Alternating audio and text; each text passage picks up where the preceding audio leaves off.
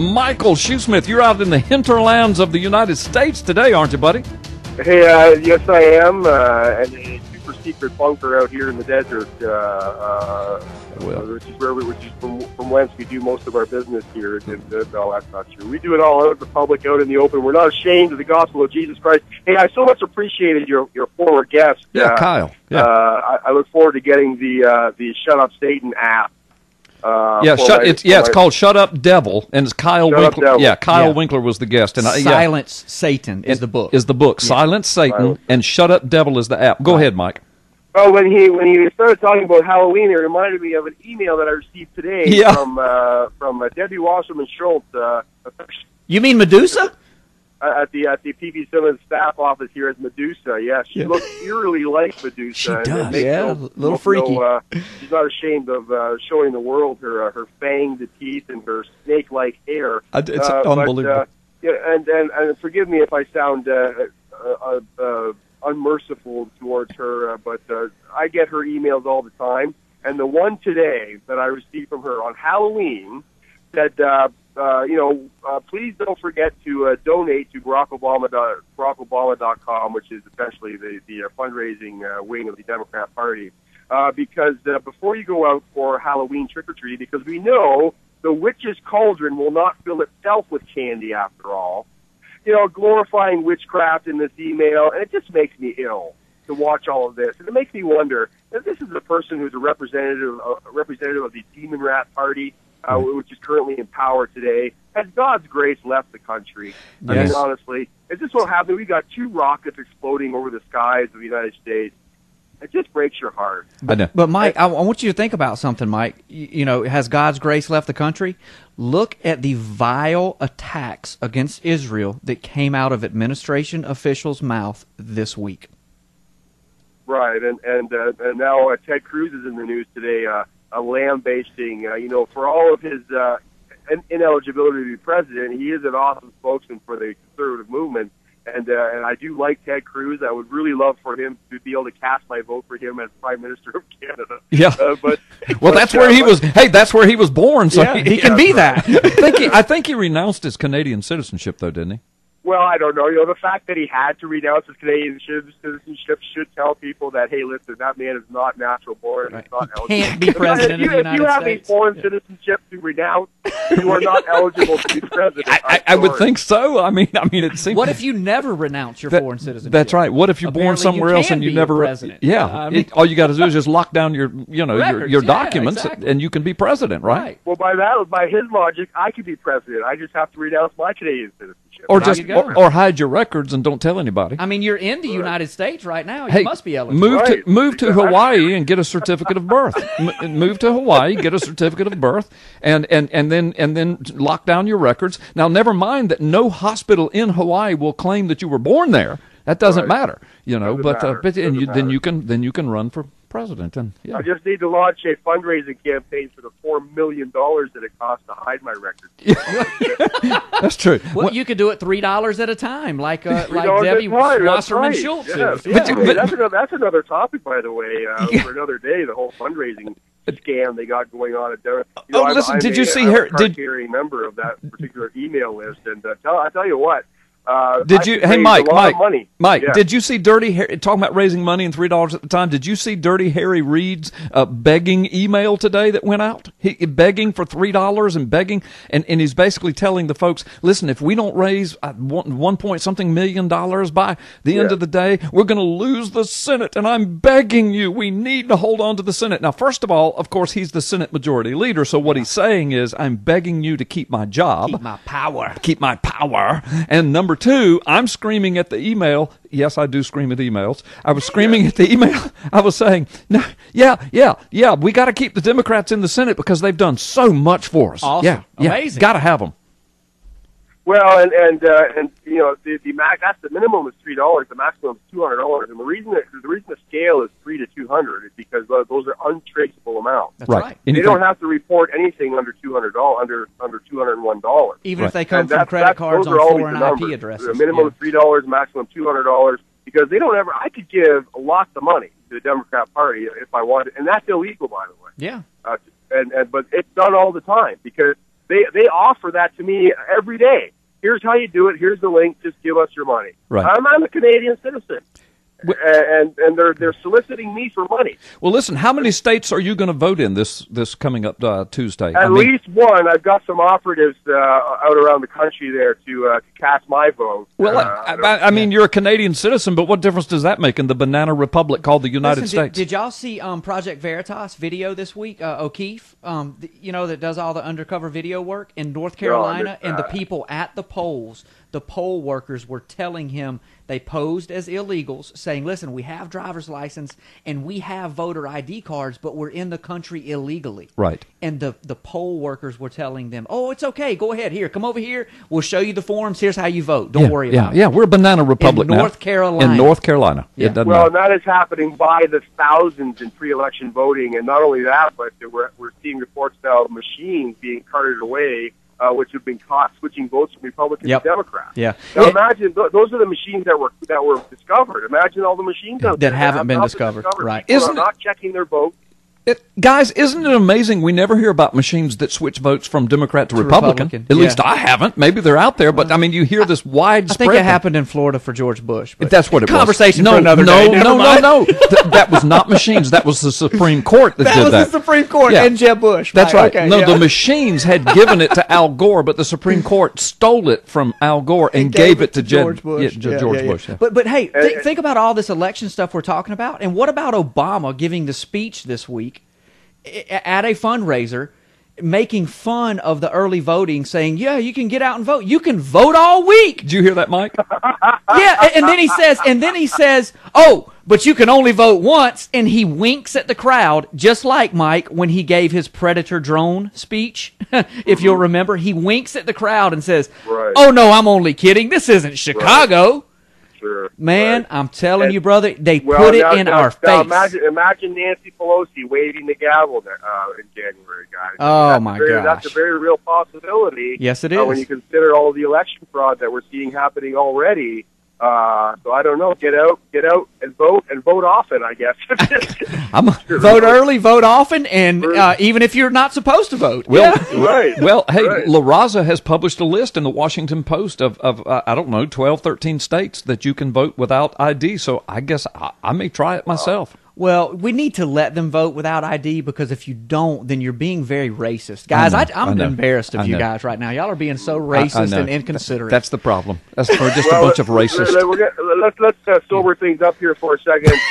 Wait a minute. What are you trying to say? You're trying to say we're not sober? What did that mean? I'm saying that this election coming up next week, it appears to be just one big joke. That's what I'm saying. That's all I'm saying. You're exactly right, brother. I'm just saying if we look at the fraud that we see happening now, is this election even going to matter? Right. Are we just going to be? Are we just selecting the same people, just switching sides now? I mean, honestly, with the fraud going on, can we even trust the results of this coming election? Yeah. Well, and another question is, when was the last time that an election did count? Well, that's a good question. I'd say almost going back to 1914. I don't know what you think. I would just tend to agree with you, brother. You know. Hey, Mike. Listen, let's do this. We've got a few minutes before the next break. Let me, if I can get my words out. But I sound got him excited, brother. I sound like Porky Pig. Hey, Mike. Anyway, we've got a few minutes before the next break. Let me ask you this. So you hail from Canada. I know you're all over the United States and Canada. But you know this tragic. You guys had a terror attack on your Parliament building, the equivalent of our Capitol building, and a guard was killed. Right. I think that funeral was today or yesterday. You have any news or opinions or comments on that? Yeah, that was Wednesday, and they had the funeral, and they broadcast the funeral over most of the major networks, and I listened to it, and it was very moving, I must say, and they played Amazing Grace over the bagpipes, and bagpipes, it's a funny instrument, you know. It will either butcher and destroy a song, or it will lift it up and give it all the glory that was intended for the song. And they really did a nice job with Amazing Grace. Good. But I couldn't help wondering, guys, what the reaction would be from the crowd. How long it would take for them to stone the musicians if they were actually playing the words up on a big screen. Yeah, if they only knew. You know, because. You know, everyone knows the first few sentences to Amazing Grace. Amazing Grace, how sweet the sound that saved a wretch like me. I once was lost, but now I'm found, was blind, but now I see. Everybody knows that song. Amazing Grace is the most well-known song in the English-speaking language. Probably so. I wonder what percentage of those people know the rest of the song. Yeah. If we go down a few verses, this is what it says. Okay. The Lord, and these words came to me as I was hearing, because I know the words of the song, as I'm sure you guys do also. A few verses down it says, the Lord has promised good to me. His word my hope secures. Mm-hmm. He will be my shield and portion be as long as life endures. Yeah. The Lord has promised good to me. If you look at Psalm 33:12, it says, blessed is the nation whose God is the Lord. Right. And that word Lord in the King James is spelled with all capital letters. And what does that mean? Yeah, that means YHWH. Mm-hmm. That stands for Yahweh. Blessed is the nation whose God is Yahweh. Right. Yeah. And if Canada was to take the rest of that song seriously, the Lord has promised good to me. His word my hope secures. When was the last time Canada gave two toots about his word? Right. Canada, a country that has no laws governing abortion, that spills innocent blood to the tune of 1/3 of its child population every year is killed via abortion. Unbelievable. Canada has no laws governing prostitution anymore. Unbelievable. Canada is fully in bed with the homosexual agenda. When did Canada? Canada is the grace of God, according to this song. Now, this song is not scripture. Well, listen. But this song is a reflection of Newton's walk with the Lord, and he clearly references the Bible when he says, "The Lord has promised good to me.